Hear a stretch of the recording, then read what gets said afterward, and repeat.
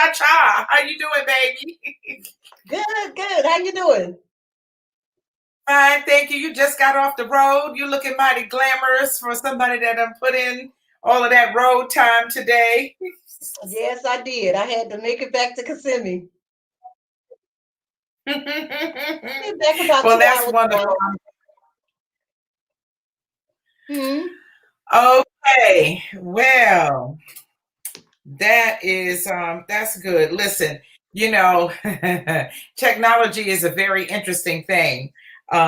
Tonight we have a guest plan, and our guest is not getting our link to come on board with us, and so I'll be working on that while I'm talking to you.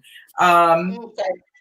You know, so tell everybody what we're going to talk about tonight. Give them a little bit of background on what's going on. Um, what are we talking about tonight? We talk about so many things. We decided tonight we were going to talk about temperature checks. Temperature checks. And what a temperature check is when you're with your significant other and they say they have many friends, platonic girlfriends, platonic men friends, or whatever it should be. I do a temperature check, and I have done it. I do it quite often. If I'm in a relationship, I'll answer my phone and make sure the phone is on speaker so that my significant other can hear everything that's being said on the conversation. There's no need to run off to the bathroom and hide a conversation. You know, we're not hitting and going to voicemail. We're not hitting the messages, I'll call you back and all that. No, answer the phone. Hey, what's happening? Like you normally do. Have a normal conversation. And that way your significant other can see what's up with who you're talking to. They can gauge if this is just a friend or if it's something more than that. Because if it's something more than that, it's going to slip out. Something's going to come across the phone that's going to give them a good indication that it's a little bit more than just friends going on. And so I've also had him to answer a phone call from a so-called ex-girlfriend, and he answered the phone. And of course, when she found out who he was with, she went off on the deep end and blew up. And so that lets me know that it's a little bit more going on than the two of them just being friends. Yes. So we talking about temperature checks tonight. Yeah. And that was your experience. I'm trying to think, have I had that experience? I don't know. I think folks who I hung around with just didn't get those kind of phone calls. They just didn't. But that's how you should. They have their phone mute. They mute the phones. They leave them in the car, so they don't even have their phones with them a lot of times. So it's kind of difficult. They'll have it turned off where you don't hear ringing and whatnot. But I mean, if phone rang, if folks answered the phone and what have you, that was just But you had a particular person. Okay. With him, it was a particular person. With me, I would answer my phone with anybody. Yeah, you can answer your phone with anybody. You have friends that you talk to all the time, and so you answered all the time, and he couldn't have anything to say about it. But with this particular person, you knew who she was, and you knew what her relationship had been with him. So it was a point of contention. It's like, if this is your ex, what are you talking to her about? Because she's not your ex-wife and you don't have any children together. So what the hell is the conversation about so much so? Right. And why is she getting upset when you say you with me? Right. You know why. Right. So temperature checks, are they needed? Huh? Yeah. Well, are they needed? I mean, I want to hear from some other people. I mean, I want somebody else to tell me if they think that's something that they may use in the future, or they have done, or is that worse than snooping in the phone and being a detective? We talked about being a detective. That's being out. This is being out in the open. In the open, you're not being a detective. You're not snooping, but you just, matter of fact, you're just sitting around hearing. You're hearing what you need to hear. Mm-hmm. Well, didn't he ask you if he should answer the phone? You know, you need to paint the whole picture. You know, you've given us like little tiny pieces of the puzzle. That ain't fair. Yeah, he asked. Yeah, we were relaxing, chilling, and the phone rung, and he said, "Oh well, that's so and so calling my phone right now. You want me to answer it?" So I said, "Hey, yeah." First, I said, "I don't care," and then I said, "Oh yeah. Answer that call. Get it." Yeah. And so he answered the call. Big dummy.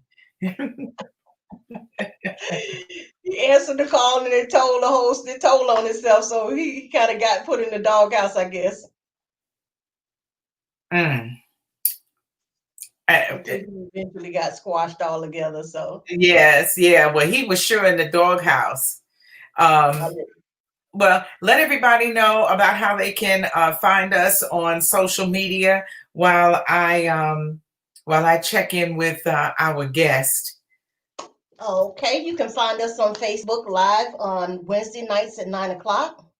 Right now, through the month of January, we'll be going on at random throughout the day or evening. You may catch us live at any time, and also on YouTube, Raw Talk, Real as Women, Raw Talk, Real Talk, Real Raw.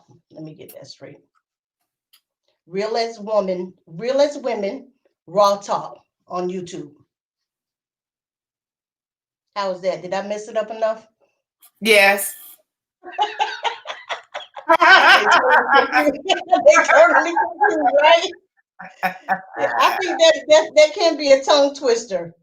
YouTube Real REAL as Women WOMEN Talk Raw Real as Women Raw Talk on YouTube. Yes, and you have to let them know how that real ass goes. REAL as Women WOMEN. That part. Yes.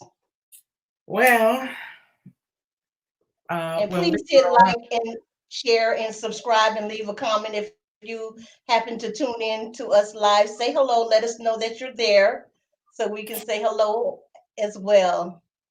And if you have any comments or questions that you would like to ask or, share with us your experiences and a topic or something that we're talking about, please do. Okay. Very good. Here he comes. He says he's in. Let me see. Oh, good. Let me see if that's so. I don't want to get out.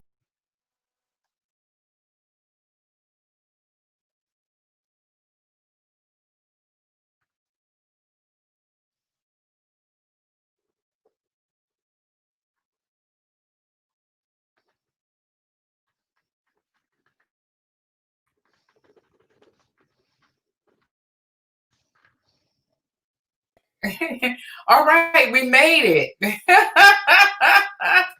We made it back. And look, I said, I can't wait till I get rich so I can become a producer. Without further ado, we want to welcome our guest for the evening. He was so kind and gracious to agree to be with us because we need some male energy. Even though I swore off male energy for 2021, that's just me personally. For the show, we have to have it. We want to know what the man's point of view is because this is not a show about bashing men. It is about our experiences being mature women and the issues and subject matter that come up as a result of being in a dating situation or sometimes a committed situation, a relationship with our mature brother. So I without further ado, a round of applause for my dear longtime friend and confidant, aka my baby daddy, not really, but sort of kinda, the one and only, the silvery sounding voice of Sterling Stevenson. Yay! No. Hello, beautifuls. How are you? Hello, wonderful. How are you? Phenomenally wonderful. Thank you. So good to have been considered to serve in this great capacity. Ms.B and I go back quite a few years, and I'm looking forward to this trialogue, if you will. Yeah, I love it. Definitely, that is what it is, and we hope a gentleman of your caliber would have time to join us uh, periodically, just so we can take your temperature and see how Hey, you feel on certain subject matter that we like to discuss. now wait, if it's any temperature taking to be done, I'll be taking the temperature. You better slow your roll, Mr. Sterling. You better cut it out. But hey, baby, glad to have you. And so tonight, we were talking about temperature checks, and look who's here. Look out there, Oh, my man. my man. Bring him in. Welcoming you aboard, the one and only Jerry Finner. He's a friend of ours. He says, "Why brothers at a mature age playing phone games? Don't they know that he's too old for that BS?" Well, see now, Sterling, we're gonna have to bring you up to date, and so to let you know with what Peggy's story was. Peggy, would you refresh, rewind for the benefit Sure. of Sterling Okay, and I was Ms.B? sure. I was explaining in the last relationship that I was in for 18 months. Quite often, as we're riding, maybe going to dinner or a movie, if I have a friend, a guy friend, because I have had friends before I met him, and so I still, kept in touch with my same friends. So if we're riding in the car and it's gonna come through the speaker of the phone, so I answer my phone. Hey, what's happening? I have a normal conversation just as I would if he wasn't in the car. If they say, what are you doing? Hey, me and my friend, I would say his name, but I'm not for the benefit of the show. We're, heading out to dinner. What's up? What's going on with you tonight? I'm going to have a regular conversation for about 2 or 3 minutes. I'm going to make it linger or carry on too long, but just enough to see if everything is good with them. Do it, we're checking in on seeing how each other's doing, and then we're going to get off the phone. And so I would Right. quite often do that. So that is to give him some security in knowing that the people that I say are my guy friends are just that. They are my guy friends. There's nothing more, there's nothing less going on in that relationship. So he did the same thing. One evening, we watching TV, we chilling. He says, "Oh, so and so is calling. You want me to answer that call?" So I said, "It doesn't No, but matter. she I don't wasn't care." just so I and thought so. about it. Wait a minute. Hmm? She wasn't just so Okay. and so. She wasn't so. She was not a Inmate. female, casual, platonic friend. What was she? She was an ex of like Mm, 11 or 12 years, ex, maybe longer than that. So mm, she was an ex who he said he had no dealings with. And he claimed when we got together, they weren't even friends at that time. So now I want to know how y'all such good friends now. Okay, so mm. he answered the phone. And as soon as she said, hey, baby, sweetie, or whatever, what you doing, what you up to? And he said who he was with, oh, she went off. Oh, we back to that again. Oh, that's what we doing? I tell you what, when you get home, you give me a call. So that was the temperature check. That let me know exactly where the two of them stood and where me and him should stand moving forward. So that was Mm. the temperature check. And it wasn't playing detective. It wasn't being smart. It wasn't being underhanded, sneaky, or dirty. It was straight up real conversations between three people, two people, and Hmm. I found out what I needed to know. Yeah, He was That's stupid, why I call wasn't it he, a temperature Sterling? check. what did you say, Ms. B? I said he was stupid, wasn't he, Sterling? I mean, just a whole different level of stupid. I think that there are a multiplicity of angles that, as a man, you can think of to address the scenario you just described. I would say that to encapsulate it into one statement, you guys were playing by two different rule books.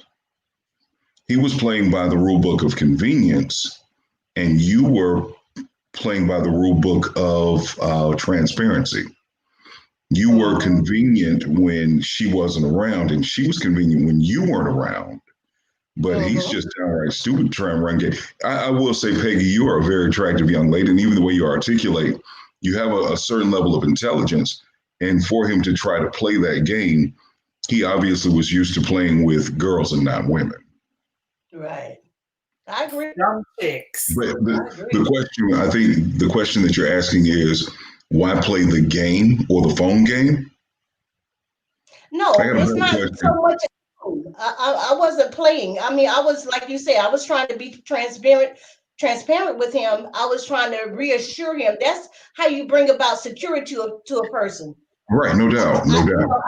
I don't want to feel insecure and feel it. I don't want to make you feel insecure that I have something to hide from you, that I'm being sneaky, that I'm doing things, saying things that I shouldn't say when I'm talking to the phone, on the phone with other people. So therefore, that's why I did it. But he tried to do the same thing, and as we all can see, it backfired on him. You know, he should have just said, "Man, these people always want to know if I know my car warranty is expired." He could have played that. He could have played that.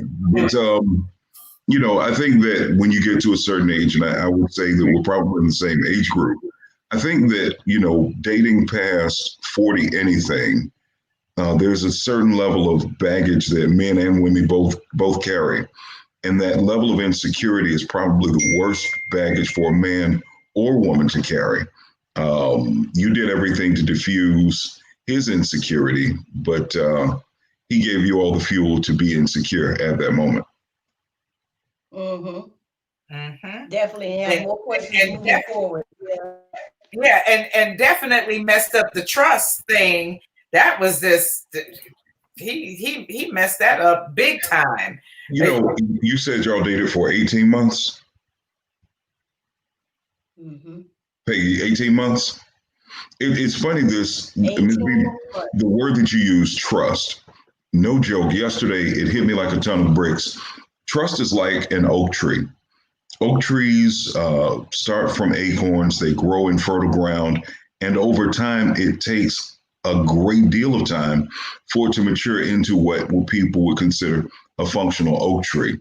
But in a split second, that bolt of lightning or someone comes along and cuts that tree down, it takes absolutely no time for that oak tree to be irreparably damaged. Trust is the same exact way. It takes a long time for it to grow, in an instant for it to be lost forever. And it was lost forever, and then it went downhill from there. You know, I mean, because I explained it. Yeah, I explained it as a rip. It was the first rip of the breaking of the trust or the heart. You start with the first little tear, with the first infraction, then they do something else, and then you got the second little one, the third little one, then all of a sudden it's broken. It's gone. You know, because like I said, I try to give. Come again? No, I was going to ask, how long did you continue to be a couple or on that level? It lasted another 3-4 months after that particular incident. You know, because like I said, he came back with the, you know, I'm not talking to her no more. I blocked her, not talking, this, that, and other. Well, the trust was damaged. You know, trust was damaged. It was damaged, but like I said, I had been so used to so quickly cutting things off. Like I could be so hard after 2 nights, something come up I didn't like or I wasn't feeling, I would cut the relationship. How are you going to get through a relationship, get to learn somebody, know if this is the person you want to trust and move forward with if you cutting them off at the drop of a dime all the time? So I had to change something. I had to have a little bit more leniency. So I was trying to give him the benefit of the doubt. I was trying to give him a chance to see if this was something that he could straighten up, fly right, get his, you know, collar back right or whatever, straighten his crown, and let's move forward. But after a certain period of time, the immaturity, the same things kept coming up over again. It was time to cut it. So yeah, eventually it did get cut. But at that point, I knew this was not a point for me to start believing that we was gonna have something long term or future together. I already knew that that was a wrap. So I just kind of coasted in a sense until I was decided to just let it go all together. Enough is enough. Yeah, he don't know how to cheat. He ain't got no cheating skills down. It's said that there are actually rules of engagement when it comes to cheating. Oh well, yes, there are. It's sad. It's sad. Yes, there are. What? That whole player thing, it gets old quick. Quick. It is too taxing. It is too expensive. It's just too much. It's sad. Oh, you mean pathetic. What it is. Go It's ahead, sad and pathetic. It is the player thing. You mean like dating multiple women simultaneously, or having a woman and a side piece and all like that? Exactly. I think, man, if you take the time and energy, both men and women, everybody knows that a man gets his game from a woman. Y'all are the masters of running game. We got game by the ounce. Y'all got game by the pound. Let's just acknowledge that. Yes. Thank you. Yeah. We think we run game. No, y'all created the game. If you take that energy and put it into one woman, all the energy that you're putting into the other ones, that's one thing. You put that woman first, like Jaheim says. But, by that rule book of, if we're just friends, I'm going to be transparent and say, hey, I'm dating you as well as dating others. I'm not just involved with you sexually. I'm involved with others. Now you know the rules of engagement. Now let me flip the script. Let me flip the script for you. Let me ask you this question, ladies. How is it that you can engage or entertain on that level, but then when your feelings get involved, the man's a dog when he exposed up front, this is what he's about?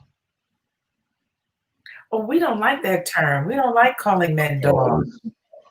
Okay. But No. Look, really? You don't like using that term, really?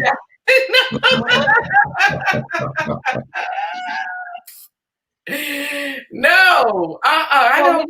You gonna answer first? No, go ahead. No, my thing is when I first engage in a conversation with somebody, I feel like I'm asking the pertinent questions. Are you married? Are you in a relationship? Do you have girlfriends that you sleep with? Are you sleeping around? Are you dating? What are you looking for? So that's going to establish to me. If he says, hey, I'm just looking to date right now, I have multiple people that I go out with. And most of the time for men, when they say multiple people that they go out with, if you read between the lines, you know that he's sleeping with multiple women most of the time.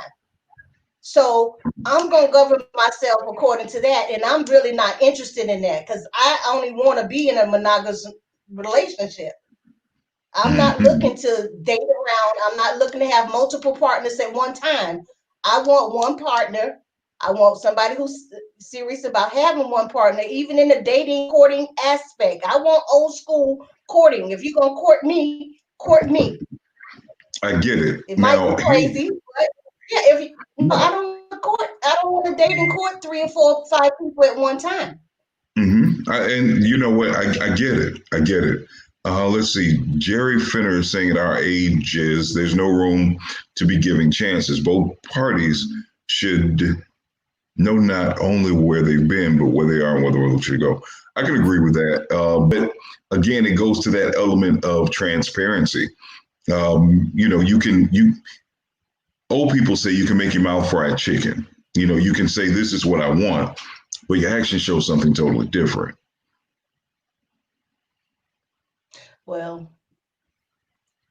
maybe I did, but I think transparency in the beginning can let you know how to govern yourself and whether you even want to move forward with dating a person.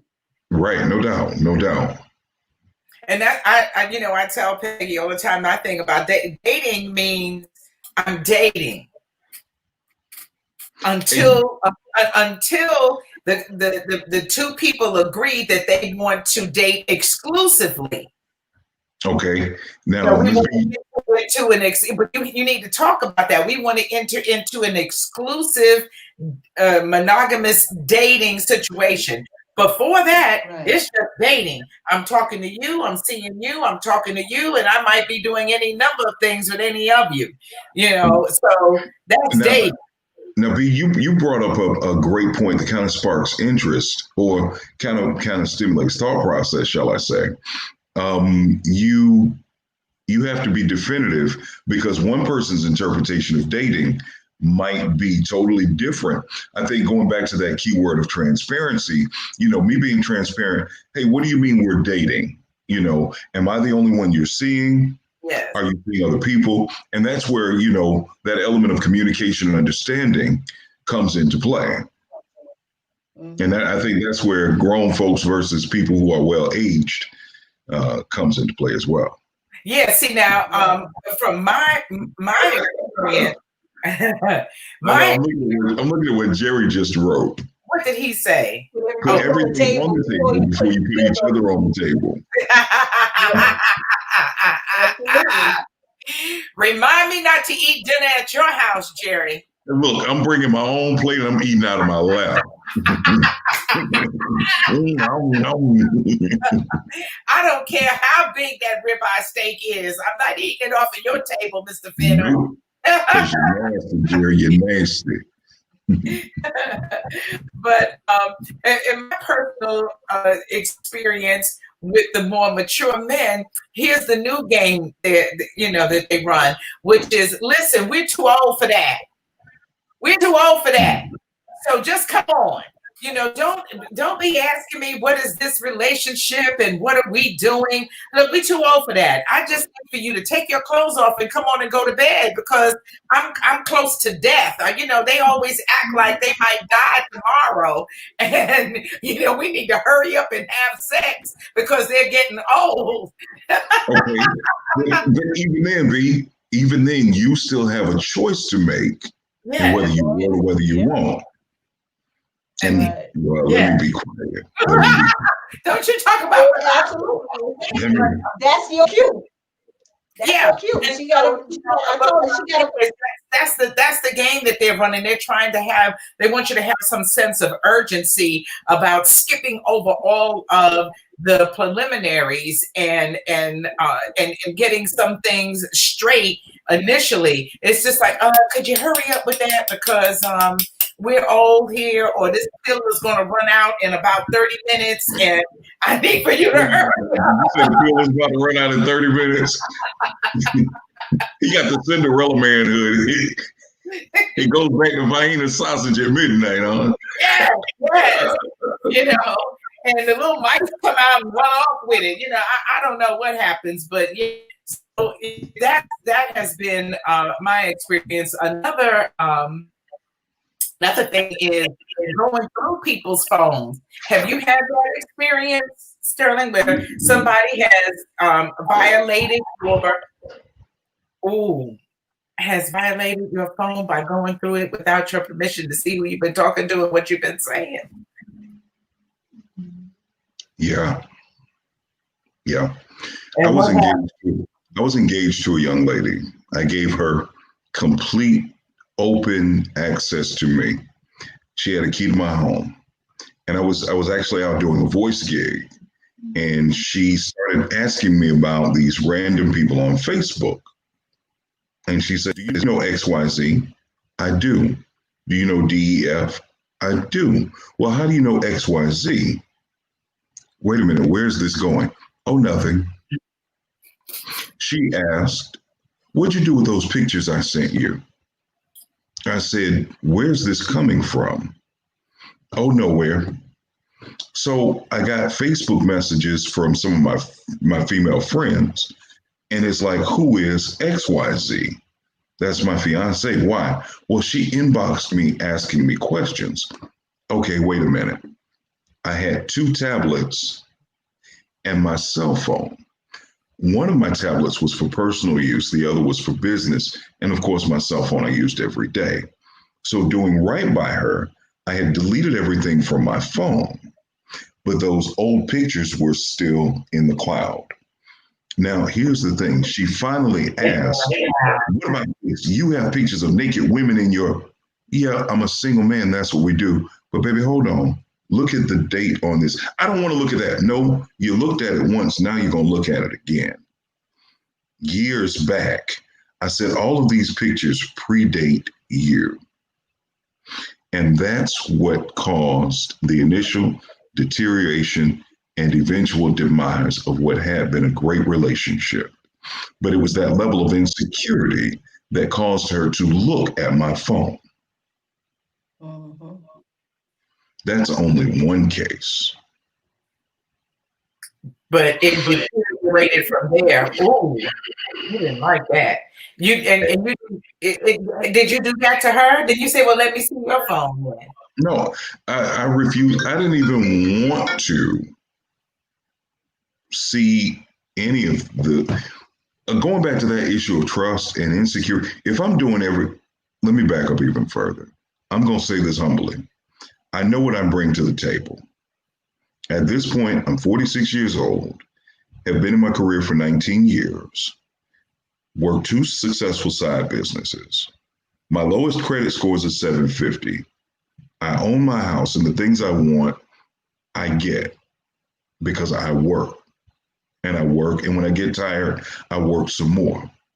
I don't have any kids. I don't have a criminal record. I don't have any STDs. I'm not gay, down low, bisexual, or anything. I'm all man.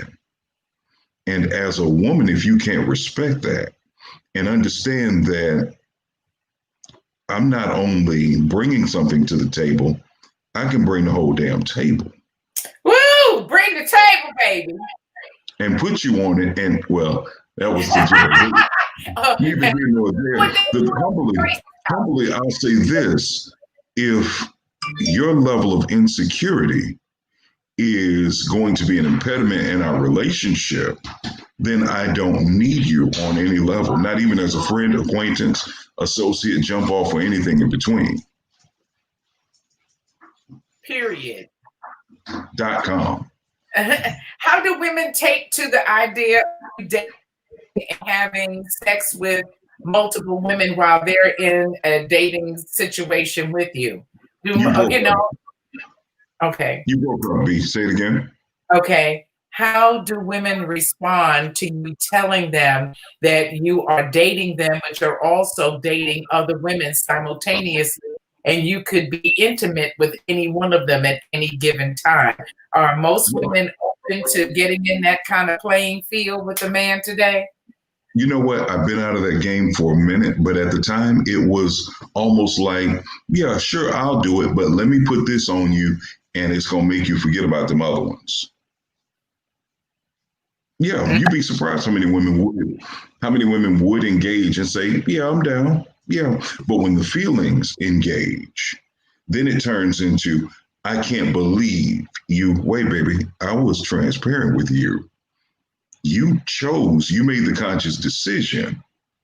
But when you tried to hold a kitty cat hostage and I wasn't paying that ransom and I forgot about you, or you decided to play and I decided you weren't the only member of the team, now it's a problem. Baby, I don't feed you and I don't need you. Get down the road. Ow, that's so cold. It's hard, but it's fair.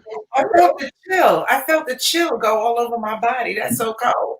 But I'm not surprised that women feel like what they have is golden and that they would be able to sway you from the attention of other women because of it. But, we do that to ourselves, and I don't know why. I don't know why we get into a situation that we know is not ideal.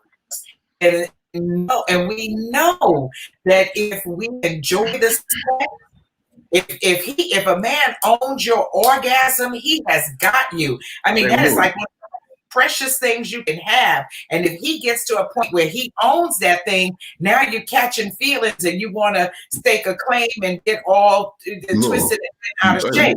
Let me interrupt you before we get into this part of the engagement conversation. Are we keeping this conversation rated G, PG, or are we all grown folks? But this is grown folks and mature people conversing here. So, Well, you now know. the truth of it is, the beginning, the orgasm is only the beginning. Mm-hmm. It's that stimulation before, during, and especially after. Say it louder for the people in the back. Say it louder for the peanut gallery. No, peanut gallery had to pay admission. No, I'm not saying it. The first one was free and charge you for the second one. The truth of it is, when you can find that spot in her body, but touch that spot in her spirit, now you're going to own that spot that very few people have access to. Now it turns into, people don't understand, but a woman's chemistry, a woman's mind lets go of a chemical that bonds to a man that says, hey, wait a minute, he's the one. When a man touches that spot. Yep, see that little blink you just did? That right there. When y'all do that, it's, oh, he's the one. He's the one. Women fall in love with a man before they see him. You both look very confused. Think about it. It goes back to the Oedipus complex of the first attraction being to your father, not in a sexual way. So you have a figment in your imagination of what he should look like. The example that your father has set before you is the kind of man to whom you're attracted. So now he's got to be 6'2", caramel skin. He's got to have a low haircut, take good care of himself, nice teeth, because oftentimes it's what the dad looks like. So now when you bump into this guy, and he has the physical attributes, and then he has the conversation, and then he can meet you on a sexual level, he's the one. But wait, is he? He's not. You might be one of many to him, but in your mind, you're the one. But there'll be one after you, just as there was one before you, unless you have more than just that little kitty cat to try to keep him. And what are some of the other more things? What's on the list for a man when he is in search of that woman? Number one, she does not talk too much. Oh, well, that leaves me out. Okay. Number two, she knows how to make a definitive decision when it comes to her well-being. She can lead herself, but understands the leadership qualities that she needs in a man. Mm-hmm. Number three, she's got to have some sense of accountability and not want to make excuses. I learned this pledging. Excuses are tools of the incompetent to build monuments of nothingness. Those who build a foundation upon them seldom amount to anything. That goes for men and women. Mm-hmm. It's nothing worse. There's nothing worse than a lazy man and a nasty woman. Girl, I got these kids. They just messed this house up. Excuse. In my previous relationships, the man did this and I didn't have to. Excuse. I don't cook because. Excuse. I got 6 kids from 6 different dudes because I was looking for love. Excuse. But she ain't gonna make it no more. I think I lost some fingers then, but neither here nor there.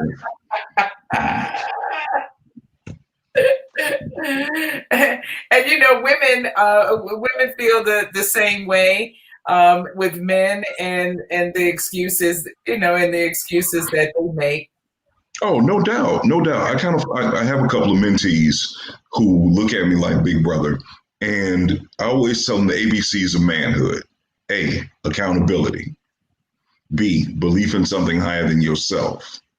And C, the choices you make.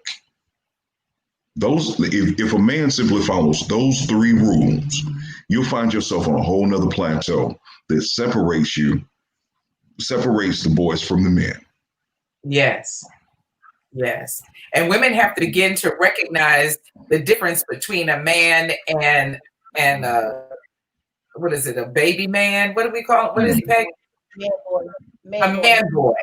You know, he appears on the outside as a man, and then when you get him inside, he's a boy. He's looking for a mother figure of some sort, and not ready to step up to the plate and carry and provide and protect the way a man should, and be happy and excited about doing that as well. Well, I think that that's again another multifaceted situation. Nonetheless, being definitive with it, I think that the deterioration of Black America, the absence of the father in the home, has been so detrimental to Black folk.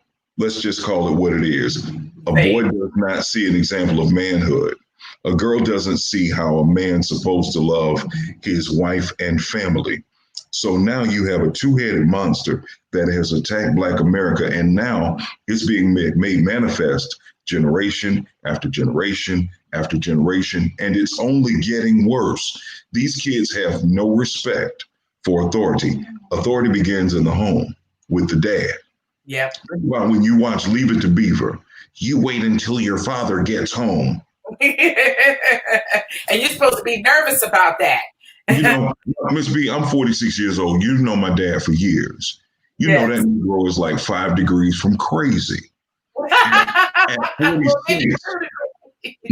At 46, I still have an element of reverence and fear for my dad because it was put in me at an early age. Mom and dad divorced when I was 3 years old, and the relationship wasn't always good, but it never suffered irreparable damage. And I had a great example of manhood and still do. But how many other brothers have that same example? How many sisters have that example? Maybe not of dad, but of what a strong man is. What's up, Peggy?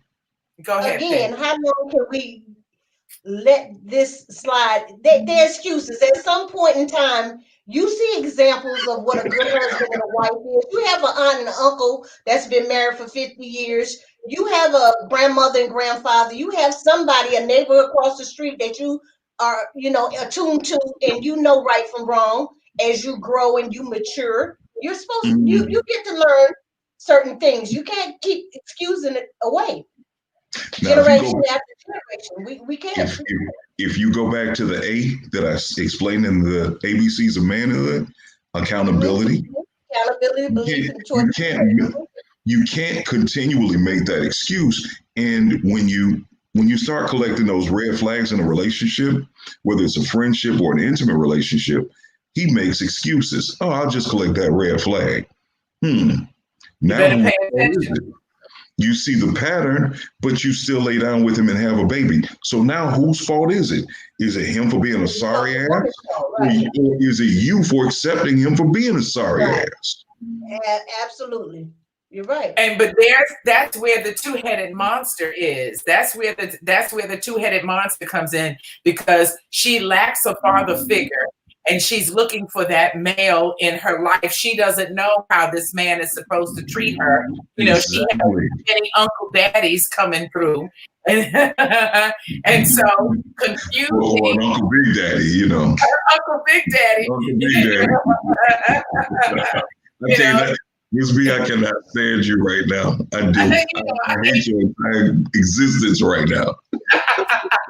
And so, but that's what she saw, and she thinks she used sex for love, and looking for, and she was looking for love in all the wrong places, and the result is another child brought into the same situation. It's tragic for us in the Black community. And other communities don't suffer that at all the way we do, because it was systematically, intentionally done to us. And when we got out of the slavery situation, they created new situations and still do today.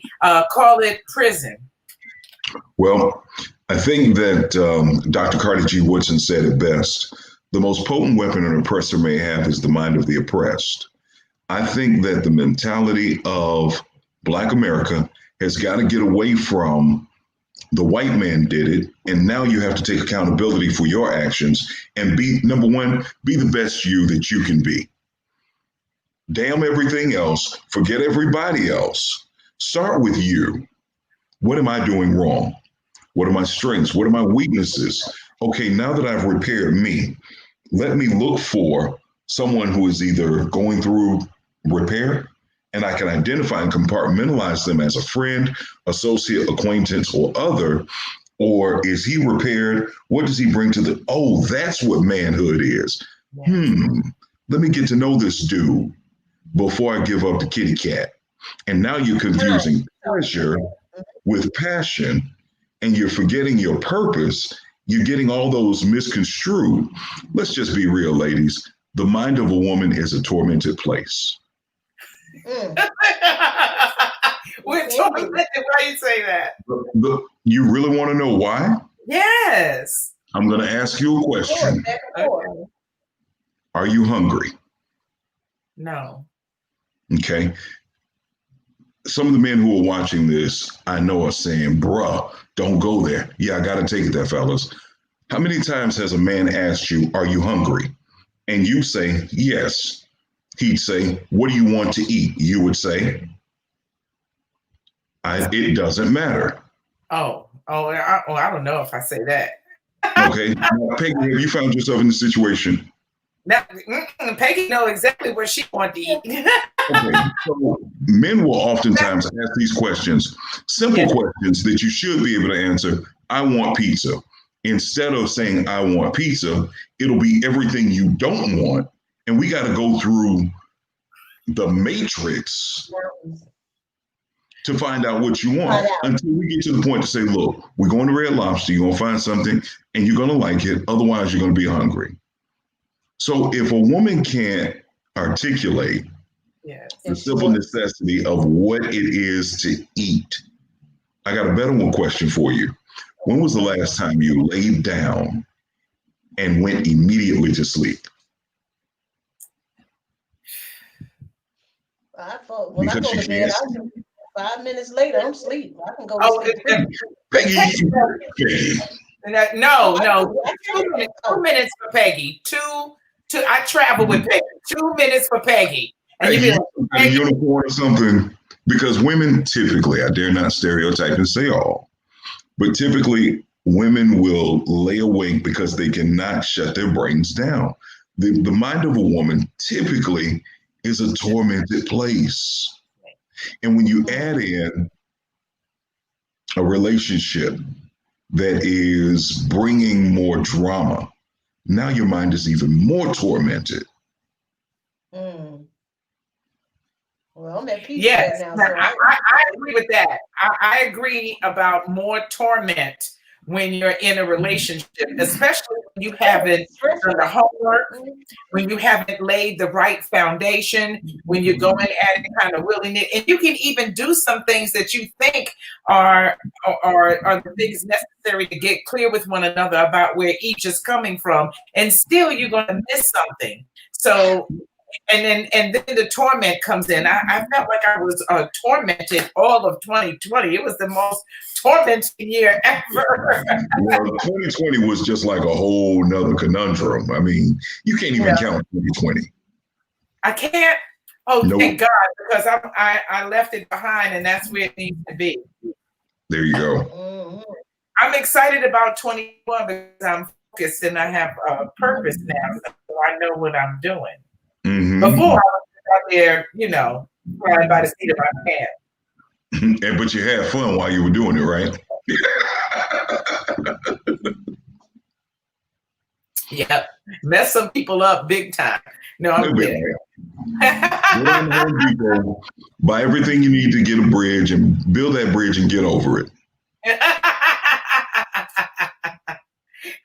Well, I want you to tell everybody about you, how we can find, I know that you host events and you do different things, and so tell us about the jazz event that you do once a month. Let folks know what's up with Sterling. Well, when only the very best will do, allow Silver Sounds to speak volume for you. Event hosting, public address, anything where words need to be placed. That's what I do and how I do it. I enjoy wedding receptions, any type of venue, jazz concerts. I'm privileged to serve as the official host for Hapko, which is a youth music foundation, or it's an arts foundation that provides not just music, but also culinary arts and different form of arts specifically designed to reach youth. It's an organization that takes youth musicians and employs them for various gigs and gets them paid. It gives them experience. We actually have our monthly, give me 1 second, let me pull it up. We have our monthly virtual jazz show coming up and would love for you to check it out. Thank you for that segue, Ms.B. Oh, well, you're welcome. It's my pleasure. And text me the information and I'll make sure to put it with the show in the description. Okay. It is the Hapko Music Foundation, and it's been around for 20 years. Coming up will be the Street Jazz Combo, partnering with the Hapko Foundation. That date is Thursday, January 28th at 8 p.m. It'll be broadcast on YouTube as well as Facebook on the Hapko Live page. Give us a shout out, like us, follow us, and definitely keep in mind we are a 501c3, so your donations are tax deductible. Remember, no person stands as tall as when they kneel to help those in need. All too often it's been confused and said that the children are our future. No, the children are our today. They need help, assistance, guidance today. Shouts out to Patrick McMullen, Hap, for the founding of Hapko. He is a Florida A&M alum as well and is very passionate about what he does. Well, that's beautiful. I always know you do great work, and that was just very well presented.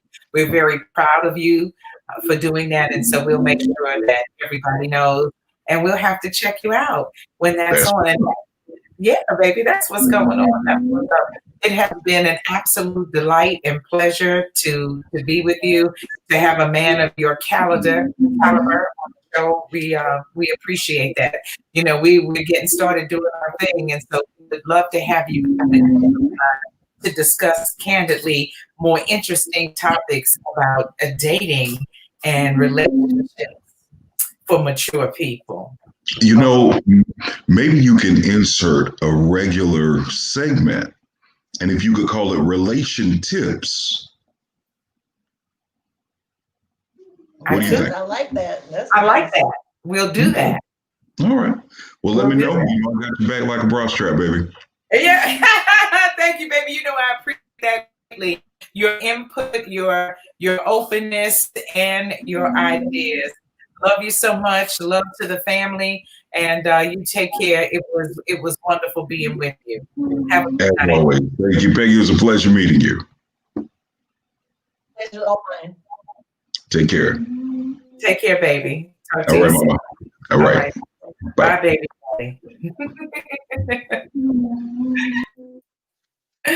Yeah. So, yay! Congratulations to him for all of the great work that he's doing. That was wonderful tonight. Appreciate that greatly. So, you good, girlfriend Peggy? All right. Good. Oh, he gave us an earful. He gave us an earful, a lot to sleep on, right? We're gonna be tormented tonight.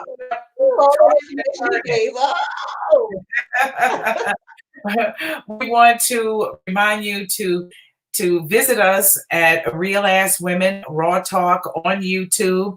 And please subscribe, like, comment, share, and smash that notification bell so that you know when we are going live. Our standard regular date to go live is Wednesdays at 9 p.m. But we've been jumping in, sneaking in, and doing our thing all throughout, just getting warmed up, getting ready to take this thing and make it absolutely great. A place where you love to come and visit and talk and share ideas and experiences when it comes to relationships and for dating. Also, remember on Facebook, you can join our Facebook page, which is Raw Talk.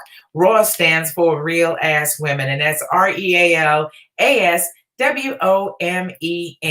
And that's my girlfriend, Peggy, and I'm Ms.B. It was lovely being with you. We look forward to seeing you again on Wednesday at 9 p.m. Not to mention, we might come through at any time, so be on the lookout for us for sure.